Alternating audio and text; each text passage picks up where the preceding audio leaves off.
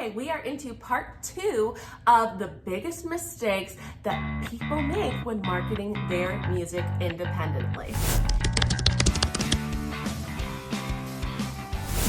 What's up, music meeples? My name is Kendra, and today we are talking about music marketing strategy, because in the game of music marketing, strategy is everything.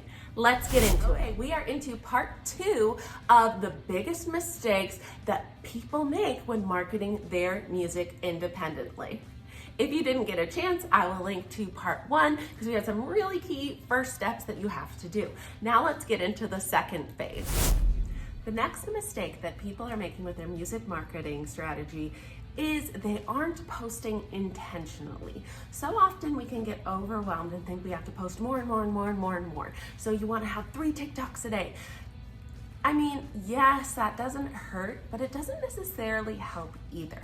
You're far better off creating quality content and posting it strategically. Now, if you want a guide to help you really map out exactly what that intentional posting looks at, you can check out the Video Visibility Method ebook on Amazon, and that'll break down exactly how you can determine what is a quality piece of content that people are actually going to watch, and how can you leverage that larger piece of content into smaller pieces of content that can have a nice intentional schedule so that you don't have to think about it.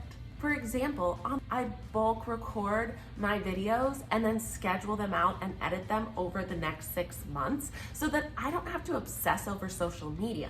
You don't want to be obsessing over social media. You just want your music to grow. So you have to be intentional about how and where you are posting.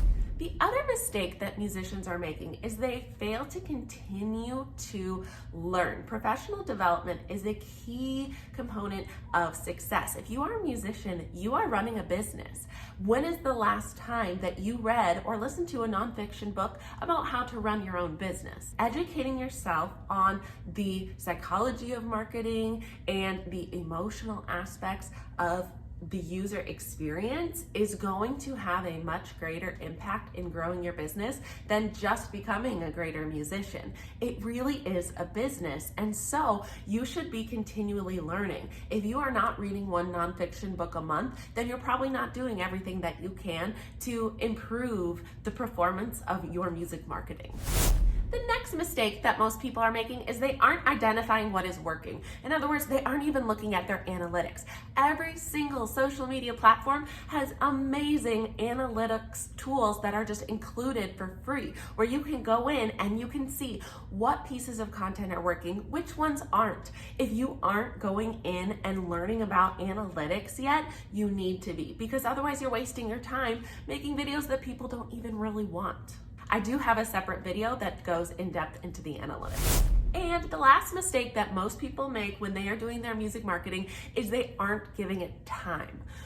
Once you have a specific strategy, a specific target audience, you've really thought through how you can maximize your impact, you have to have traction over time. It's not going to happen overnight, and you need to continue to do things both in live events, going to festivals, going and getting gigs, as well as building your online portfolio. You can't just grow online and think that'll be enough. Yes, it works for some, but typically, even if you have major success online, but even as a musician, if you happen to have major success, you're still going.